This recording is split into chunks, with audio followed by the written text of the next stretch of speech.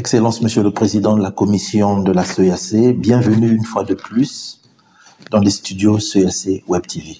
Notre entretien va s'articuler autour de la conférence des chefs d'État et de gouvernement qui vient de s'achever à Libreville, capitale de la communauté économique des États de l'Afrique centrale. Nous allons aussi commenter une actualité, notamment la participation il y a quelques jours au sommet quadripartite à Luanda. Monsieur le Président, bonjour. Bonjour.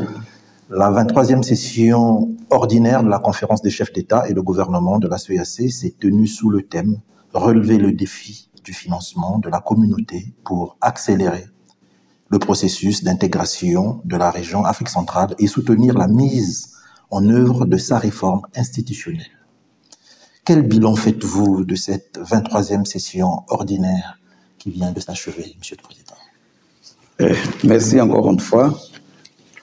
Le bilan, c'est positif, total, 100%. Ce qui a été fixé comme objectif à atteindre pour la 23e session ordinaire de la conférence des chefs d'État, on a atteint ces objectifs. Donc, comme vous avez dit, par rapport à ce qu'on a fixé comme les slogans pour la conférence, il avait dévolé le financement de la communauté et du processus général d'intégration régionale et la réforme institutionnelle.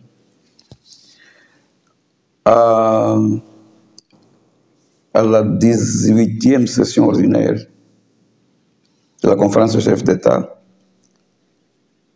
juillet 2020, les chefs d'État ont décidé que la réforme, avec la mise en place de nouveaux organes et avec la mise en place des tests d'application, des tests fondamentaux, devait se faire dans un délai de 5 ans. Donc notre mandat a cet objectif. Et la conférence a donné un pas important à ça. La conférence a pu approuver le règlement du Parlement communautaire, le règlement de la Cour des comptes communautaire. La conférence a approuvé le règlement du comité de représentants permanents à sa formation Conseil de paix et sécurité. La conférence a approuvé le règlement de fonctionnement des organes plus hauts de la conférence, de la communauté, la conférence des chefs d'État et le Conseil des ministres. Donc, ça c'est la réforme. Ça c'est la réforme. Il manque encore quelques tests d'être approuvés. Dans les prochains 6 mois, nous allons travailler pour faire approuver ces tests.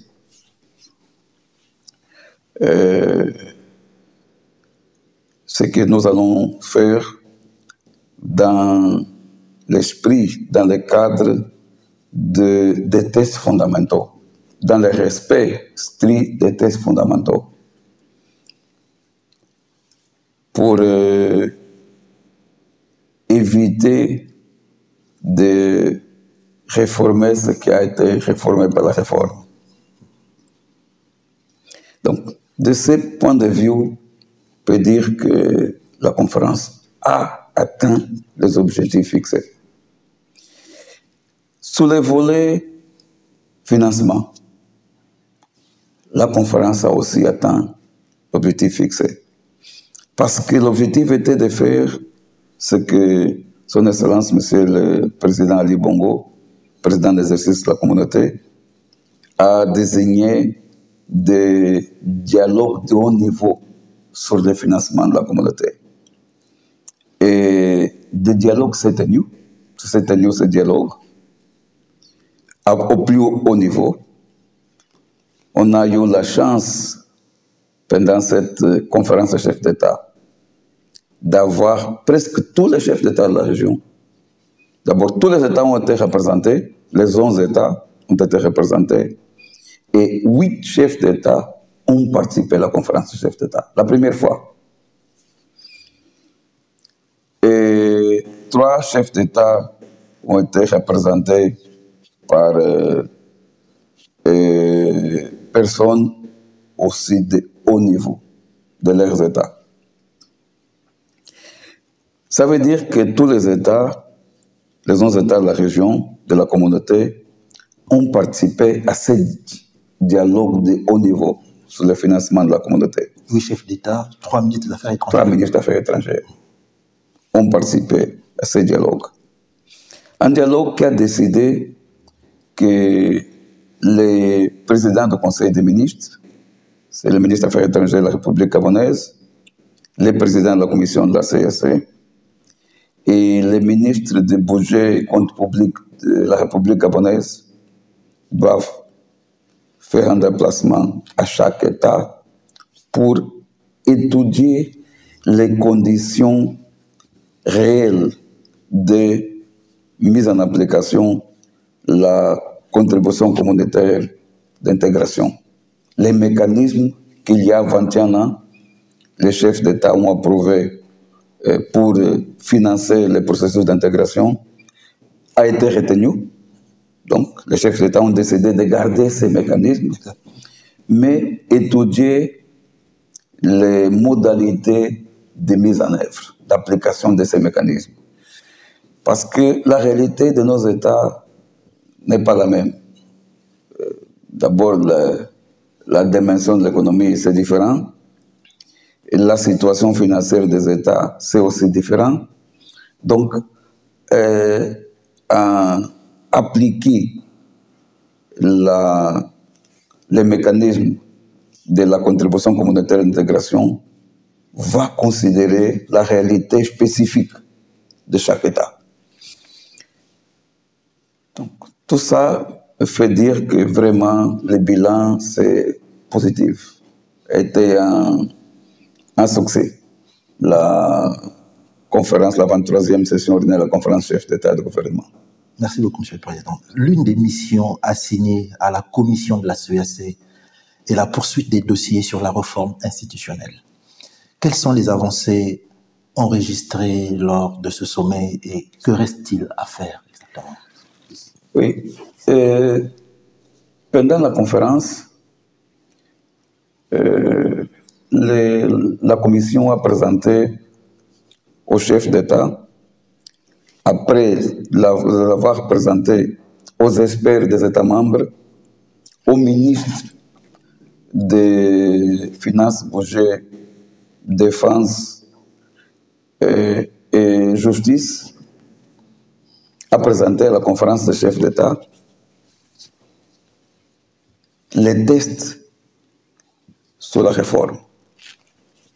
Les règlements, par exemple, les règlements sur les plans comptables de la communauté. Les règlements sur le cadre budgétaire de la communauté.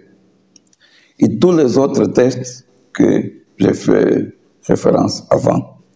Les tests sur la mise en place du Parlement, de la Cour des comptes et d'autres tests. Mais il nous manque encore un test sur la Cour de justice. Il nous manque encore un test sur la banque de développement de la région. Il nous manque encore les règlements de fonctionnement du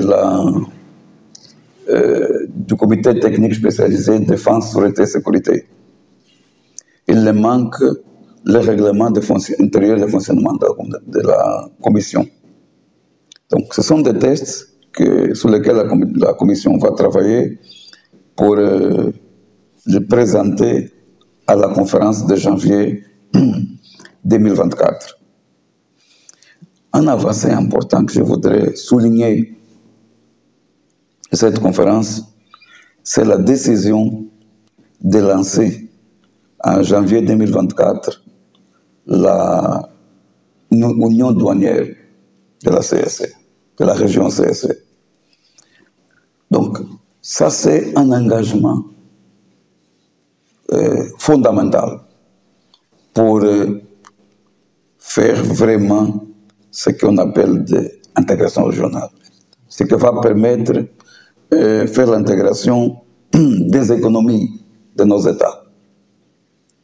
Et ça va nous permettre de faire la CSE passer à un niveau différent, supérieur de développement. Car, presque tout le temps, qu'est-ce qu'a fait la CSE? Traiter sur la paix et sécurité. Les réunions, les points principaux, paix et sécurité. Mais on est arrivé à le moment où on a compris que les problèmes de paix et sécurité que nous avons aujourd'hui sont aussi conséquences du manque de développement. Et si la région ne se développe pas, s'il n'y a pas un développement économique, social, on ne va pas arriver à un environnement de stabilité et paix. Donc c'est un nouveau moment de la commission, de la communauté. Parle, c'est vrai, de paix et sécurité, parce que aussi, sans la paix et sécurité, il n'y aura pas le développement, mais parle aussi de développement pour assurer la paix et la sécurité. C'est aussi un autre point important de notre conférence de chefs d'État. Justement, nous allons donc aborder cet aspect pour emboîter le pas à ce que vous évoquez. Donc, sur le plan politique, concrètement, et sécuritaire, on a noté effectivement, comme vous dites, des avancées notoires malgré la persistance de la violence dans certains pays. Comment la CESC peut-elle participer dans la résolution des conflits dans la région et que pouvons-nous attendre de la FOMAC dans un avenir proche?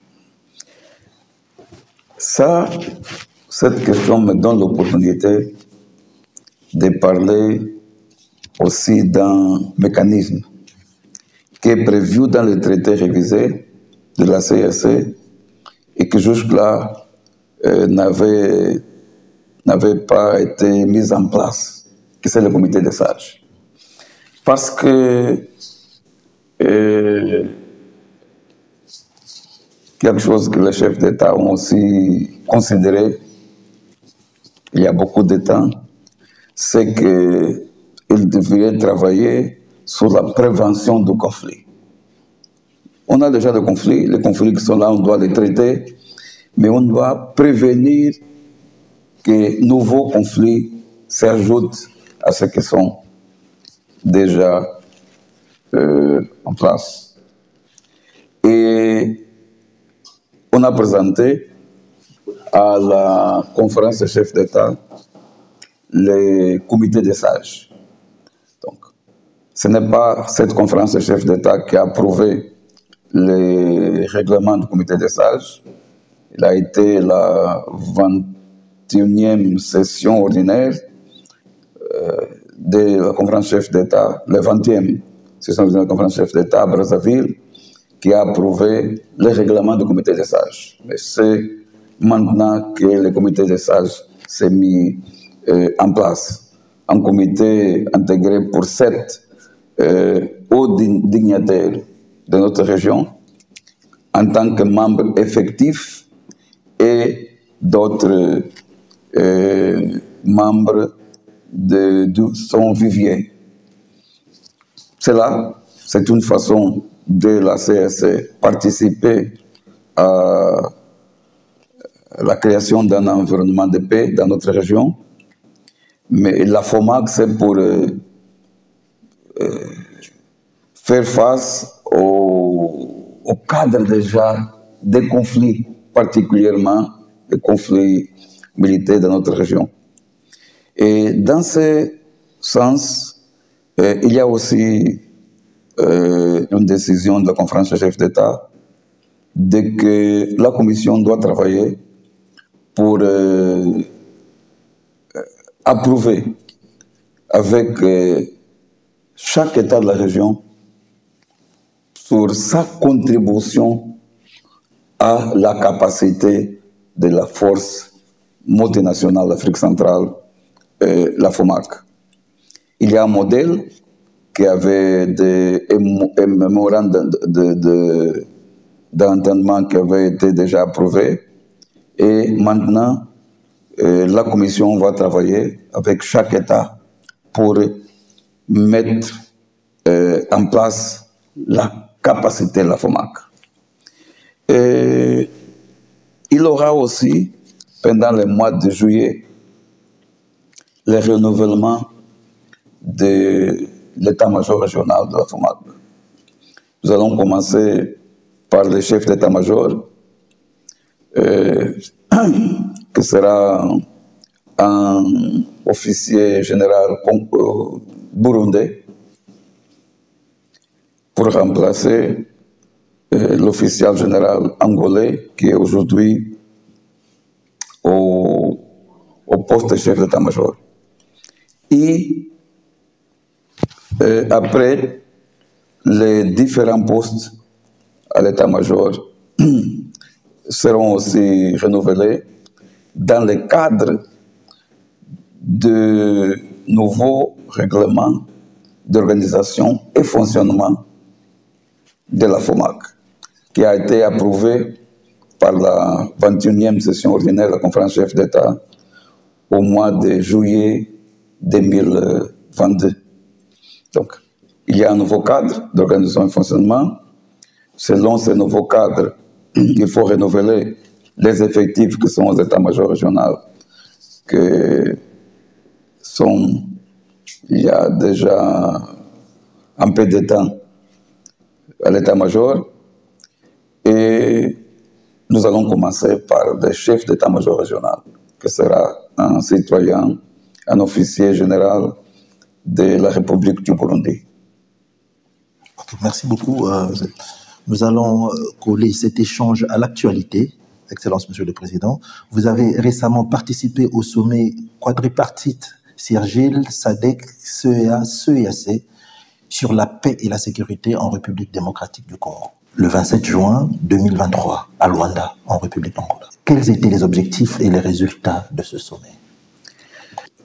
Je peux vous dire que la participation de la CEAC à cet événement, à cette conférence de chefs d'État, c'est quelque chose de vraiment important pour la région. C'est comme l'opportunité de rattraper quelque chose que la région a perdu il y a 10 ans. Il y a 10 ans,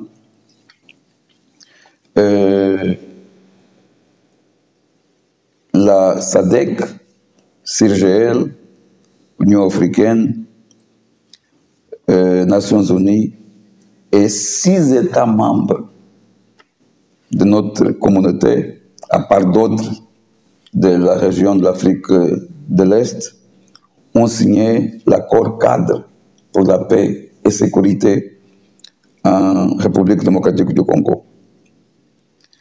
La CSC n'a pas participé à cette signature, au point que pendant tout ce temps, la CSC a regardé les conflits dans un État membre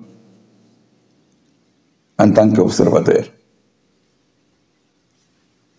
Purement observateur. N'avait vraiment une parole à dire parce que n'avait pas adhéré à cet accord. La région a commencé un processus pour adhésion à l'accord cadre et c'est dans ce cadre que la CAC, au plus haut niveau, au niveau de son président d'exercice,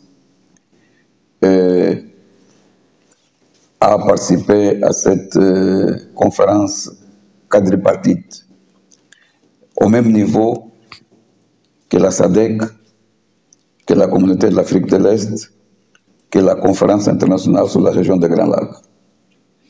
C'est un pas. C'est un pas qui nous met en condition de pouvoir vraiment jouer un rôle et participer à la solution de ces conflits qui durent déjà depuis 20 ans presque. Plus de 20 ans. Et c'est aussi un point haut de la nouvelle CAC. On a la chance que le président Ali Bongo, qui a conduit la réforme, a la possibilité aujourd'hui de parachever la réforme qu'il a conduite avec les documents qui ont été déjà adoptés et les autres qui seront adoptés en janvier. Et avec cette participation à cette conférence de chefs d'État qui met la CAC à niveau des autres CR qui participent à la résolution de conflits. Donc, j'ai eu la chance d'accompagner le président d'exercice à cette réunion.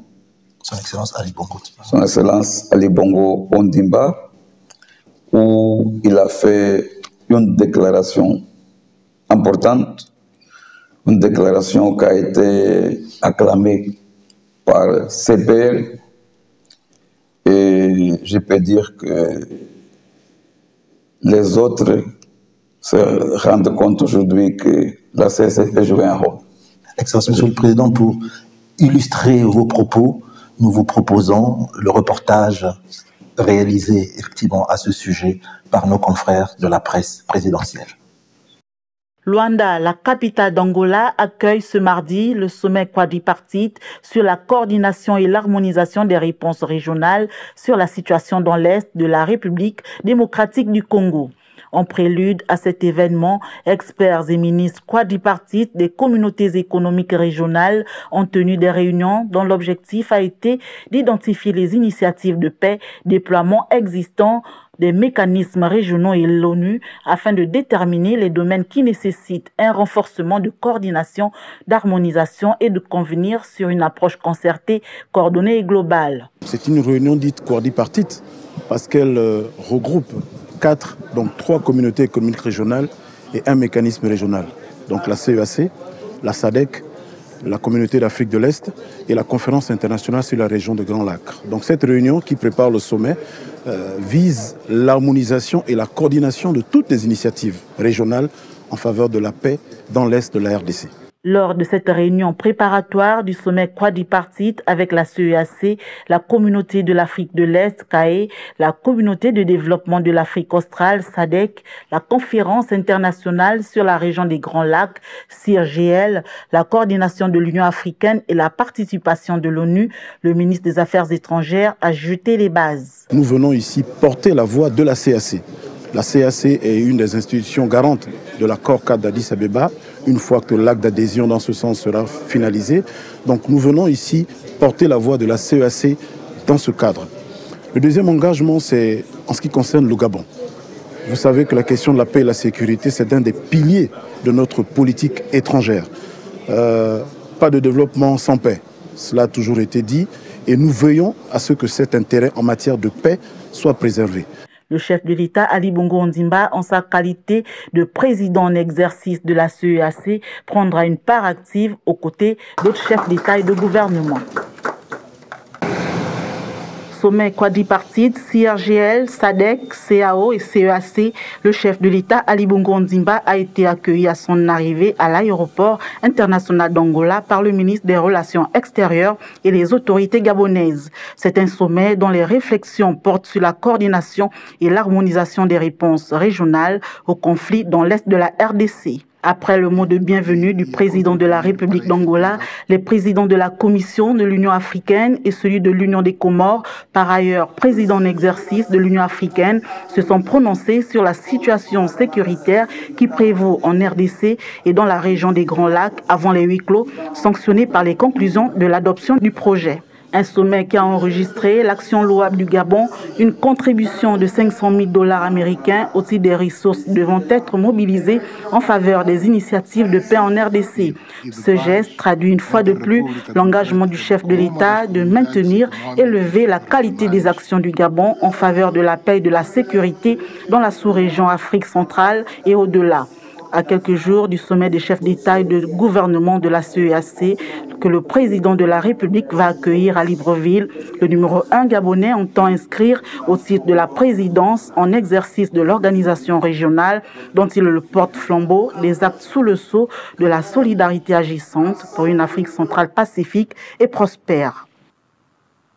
Excellence, Monsieur le Président, au terme de ce reportage que nous venons de suivre, réalisé par nos confrères de la presse présidentielle, votre dernier mot en guise de conclusion.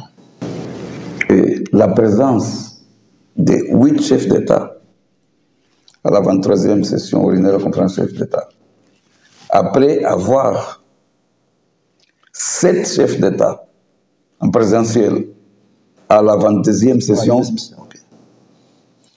ça m'encourage. Et ça va faire que je continue à pousser mes collaborateurs pour rendre dynamique et pour garder le dynamisme de notre communauté. Nous sommes engagés, j'ai une équipe engagée. Il y a à la commission des experts engagés et basés sur ceux qui sont engagés vraiment pour faire avancer les dossiers de l'intégration régionale. Nous allons continuer à nous battre et je suis sûr que ça va aller. Excellence, Monsieur le Président, je vous remercie. Merci beaucoup.